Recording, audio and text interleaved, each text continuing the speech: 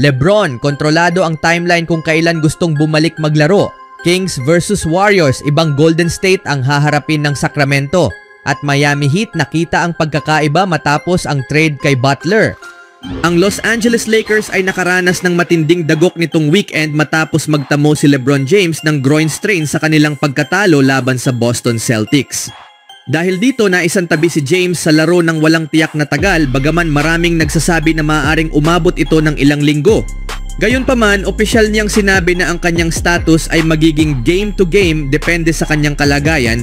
Lumabas si Rich Paul, CEO ng Clutch Sports at matalik na kaibigan ni LeBron mula pagkabata sa palabas ni Pat McAfee, at ibinunyag na si James mismo ang magpapasya kung kailan siya babalik kasabay ng kanyang mga trainer dahil walang ibang mas nakakaalam ng kanyang kalusugan kundi siya mismo. Kailangang pamahalaan ito ng maayos. Maraming ulat ang lumalabas at makikita mo rin ang post-game interview ni LeBron. Kilalang kilala niya ang kanyang katawan kaya kailangang sundan siya roon. Napakaraming laro na ang kanyang nilaro. Maraming mga player sa liga natin ang sumali rin sa Olympics. Kaya maraming basketball na ang nalalaro ng mga veteranong player. Sa ganitong uri ng injury, kailangang maingat itong pangasiwaan. Sa kasamaang palad, nagkaroon din ng parehong injury si AD, bagaman medyo iba ito. Kailangan itong pamahalaan ng mahinahon. May mahirap na schedule ang Lakers sa mga susunod na araw. Mayroon silang 6 na laro sa loob ng 8 araw at makakaharap nila ang ilan sa pinakamalalakas na team. Mayroon silang pang-6 na pinakamahirap na schedule upang tapusin ang season.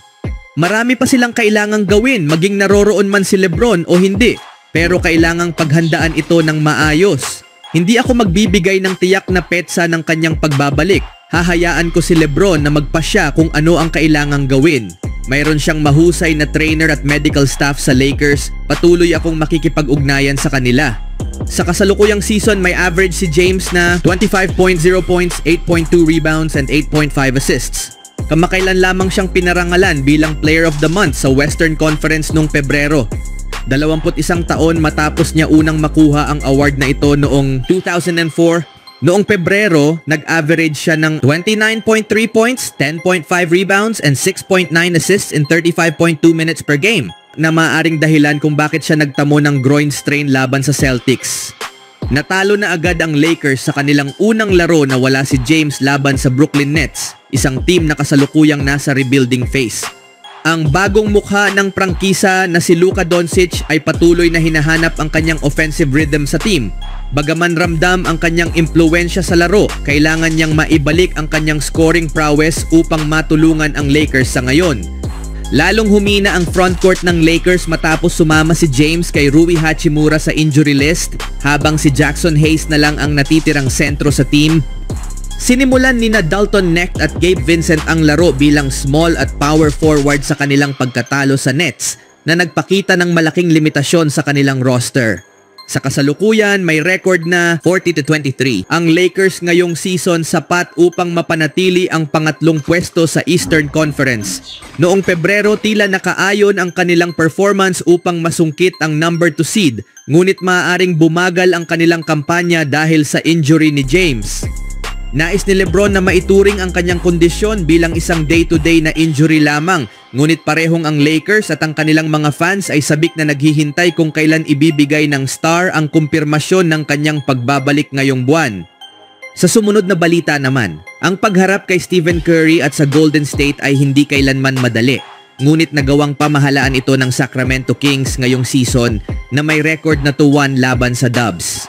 Malaki ang posibilidad na magkatapat ang Kings at Warriors sa postseason marahil sa play-in tournament, kaya anumang pagkakataon upang maghanda para sa matchup ay magiging kapaki-pakinabang. Muling maghaharap ang dalawang team sa Biyernes kung saan maglalakbay ang Kings patungong Chase Center upang harapin ang Warriors. Ngunit isang update nitong araw ang nagbigay ng indikasyon na maaaring mahirapan ang Sacramento.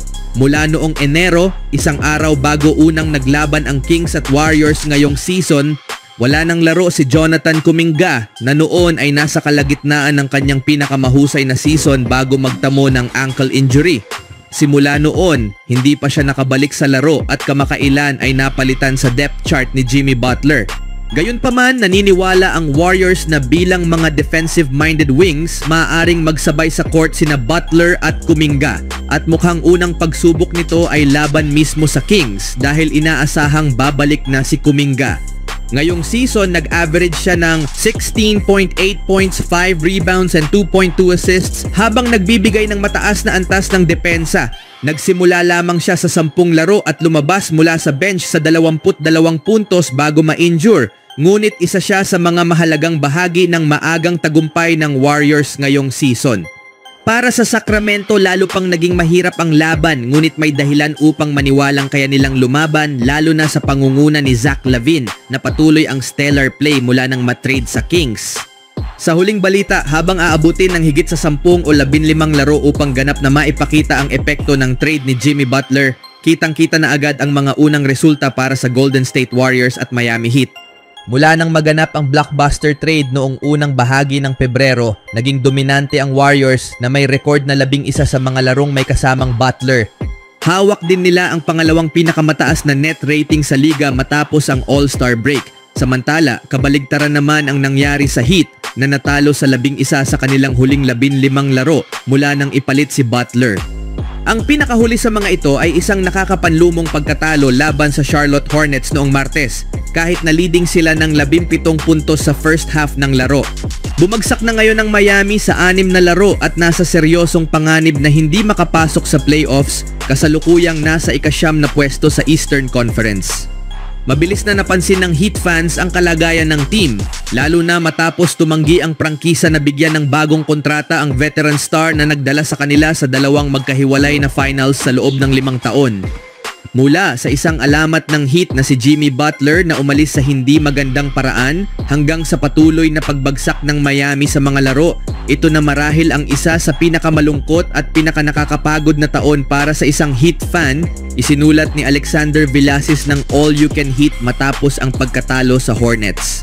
Bagaman hindi maganda ang naging pagtatapos ng panunungkulan ni Butler sa Miami, madaling isipin na maaaring naiwasan ito kung handang bayaran siya ng team. Nanghihinayang ba sila sa desisyong ito ngayon? Ang sigurado, hindi nagsisisi ang Golden State sa kanilang desisyong i-trade si Butler at bigyan siya ng 2 taon na 112 milyong kontrata. Kasalukuyang nag-e-enjoy si Butler, tumutulong sa kanyang mga kakampi at tinutulungan ang Warriors na muling makabangon. Samantala, hindi pa nagkaroon ng parehong epekto si former Warrior Andrew Wiggins sa Miami dahil hindi pa siya nakakapaglaro sa 5 laro mula nang dumating at may mababang shooting percentage na 40.8% from the field and 31.3% from the 3-point range in 8 games he played. Ang matagal nang inaabangang pagbabalik ni Butler sa Miami ay 2 linggo na lang ang hinihintay at siguradong magiging matindi ang kanyang motibasyon na makapaghiganti kapag nagharap ang dalawang koponan sa Marso 25. Ano ang masasabi niyo mga kaibigan?